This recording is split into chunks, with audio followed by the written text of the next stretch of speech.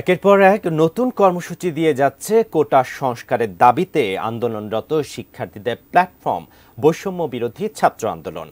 আগের দিন ৯ দফা দাবি আদায়ে লাল কাপড় মুখে ও চোখে বেঁধে ছবি তোলা এবং অনলাইনে প্রচার কর্মসূচি ঘোষণা করে তারা। এর ঠিক একদিনের মাথায় আরও এক অভিনব কর্মসূচি ঘোষণা করল আন্দোলনকারীরা, যার নাম দেয়া হয়েছে মার্চ ফর জাস্টিস। কি আছে তাদের এই কর্মসূচিতে জানাচ্ছেন সহকর্মী শাহাদাত রিফাত।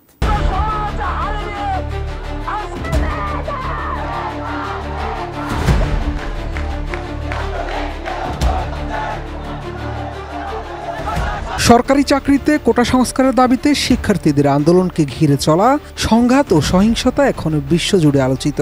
জানিয়ে বিপাকে রয়েছে সরকার। একের পর এক পদক্ষেপ নিয়েও পুরোপুরি থামানো যাচ্ছে না শিক্ষার্থীদের এই আন্দোলন।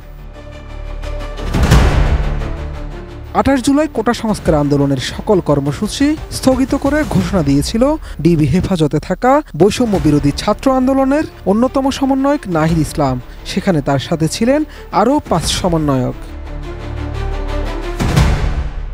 সংবাদ মাধ্যমে খবরটি আসার পর অনেকেই ভেবেছিল এবার হয়তো কোটা আন্দোলনের অবসান হচ্ছে, শান্তিপূর্ণ পরিবেশ ফিরছে দেশে।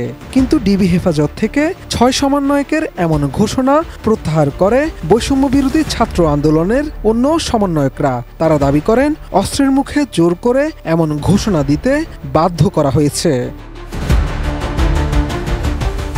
এরপর ডিবি পুলিশের হাতে আটক ৬ সমন্বয়কের মুক্তির দাবিসহ আরও বেশ কয়েকটি দাবি জানিয়ে নতুন কর্মসূচি দেয় আন্দোলনকারীরা। হুঁশিয়ারি দেয় বাংলা ব্লকেডের চেয়েও কঠিন আন্দোলনে যাবে তারা। সবশেষ সোমবার ৯ দফা দাবি আদায়ে লাল কাপড় মুখে ও চোখে বেঁধে ছবি তোলা এবং অনলাইনে প্রচার কর্মসূচি পালন করে শিক্ষার্থীরা। এর ২৪ ঘন্টা পার হতে না হতেই আরও এক নতুন কর্মসূচি ঘোষণা করল আন্দোলনকারীরা, যার নাম মার্চ ফর জাস্টিস। ৩০ জুলাই রাতে বৈষম্য বিরোধী ছাত্র আন্দোলনের অন্যতম সমন্বয়ক আব্দুল হান্নান মাসুদের পাঠানো এক সংবাদ বিজ্ঞপ্তিতে নতুন এই কর্মসূচি ঘোষণা করা হয়, যেখানে দেশের সকল শিক্ষক, আইনজীবী, মানবাধিকার কর্মী, পেশাজীবী, শ্রমজীবী ও সকল নাগরিকের কর্মসূচি পালনে সর্বাত্মক সহযোগিতা ও দাবি আদায়ের সাথে একাত্মতা ঘোষণা করার অনুরোধ জানানো হয়।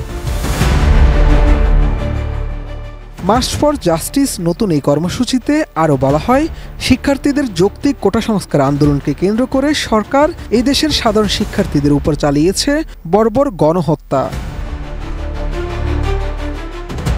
ওই সংবাদ বিজ্ঞপ্তিতে আরও বলা হয়, পত্রিকার রিপোর্ট অনুযায়ী এখন পর্যন্ত ৩৬ জনকে বেওয়ারিশ হিসেবে দাফন করা হয়েছে এবং এর বাইরে বিভিন্ন জায়গায় গণকবর পাওয়া গেছে বলে তাদের কাছে তথ্য এসেছে। হতাহতের উল্লেখিত সংখ্যা উল্লেখ করে গণমাধ্যমগুলো বলছে এ সংখ্যা মাত্র কয়েকটি হাসপাতাল থেকে পাওয়া।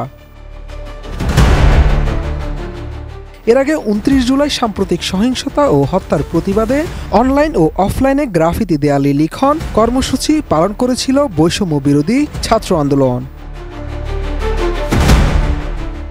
শাহাদাত রিফাত, এটিএন নিউজ, ঢাকা।